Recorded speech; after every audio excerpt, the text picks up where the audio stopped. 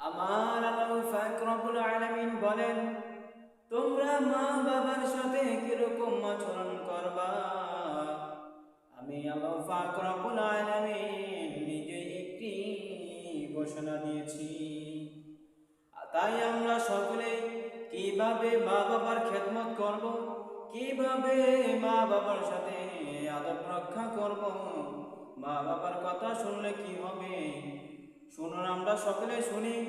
আমরা সকলে পবিত্র মসজিদের মধ্যে চলে এসে আমরা যদি কিছু বয়ান না শুনতে পারি, কিছু এখান থেকে যদি কিছু আমল না করতে পারি, তাহলে আমাদের মসজিদে এসে কি উপকার হলো? আর যদি আমরা মসজিদে এসে নিজেরা আমল না করতে পারি, নিজেরা কি করব না করব, সকলে আখিরাতের জন্য প্রস্তুতি নিয়েছেন কি লন নাই? আজকে এখান থেকে আপনারা শিক্ষা গ্রহণ করতে পারবেন আমাদের মা বাবা আমাদেরকে কি কি করেছেন। সম্মানিত হাজিরিন, আমাদের মা বাবা আমাদেরকে 10 মাস 10 দিন গর্ভে ধরে দুনিয়াতে পাঠিয়েছেন। আর আমরা সকলে মা বাবার সাথে কিরকম ব্যবহার করি শুনুন। সকলে মন দিয়ে শুনুন, মন উজাড় করে শুনুন, লক্ষ্য করে শুনুন। আমরা মা বাবার সাথে কিরকম ব্যবহার করব।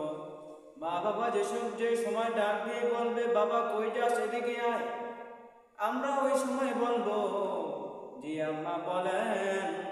খুব নর্মাল ভাবে, খুব অস্তে ভাবে আমরা বলবো, আম্মু আসতেছি। কি বলবো? আম্মু আসতেছি। আম্মু আমরা সব আমি আসতেছি, একটু অপেক্ষা করো, আমি আসতেছি। এরকম ভাবে আপনারা সব থেকে প্রত্যেকে এইরকম ভাবে মা বাবার সাথে আদবে ব্যবহার করবেন।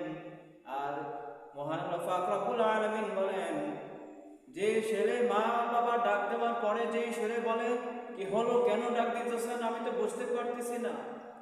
আপনাদেরকেই বলতেছি যে আপনারা যে সময় সন্তান লালিত পালিত করবেন, সন্তানকে বড় করবেন, আপনারা ওই সময় সন্তানদেরকে আপনারা ছোট থেকে আপনারা শিক্ষা গ্রহণ করবেন। আর আপনারা যদি ছোটদেরকে পোলাপানদেরকে শিক্ষা গ্রহণ না করান, তাহলে ওনারা বড় হয়ে আপনাদের সাথে খারাপ ব্যবহার করবে, মানুষের সাথে খারাপ ব্যবহার করবে, তাস খেলবে, জুয়া খেলবে, বিভিন্ন জায়গায় মানুষের সাথে খারাপ ব্যবহার করবে, বেয়াদবি করবে।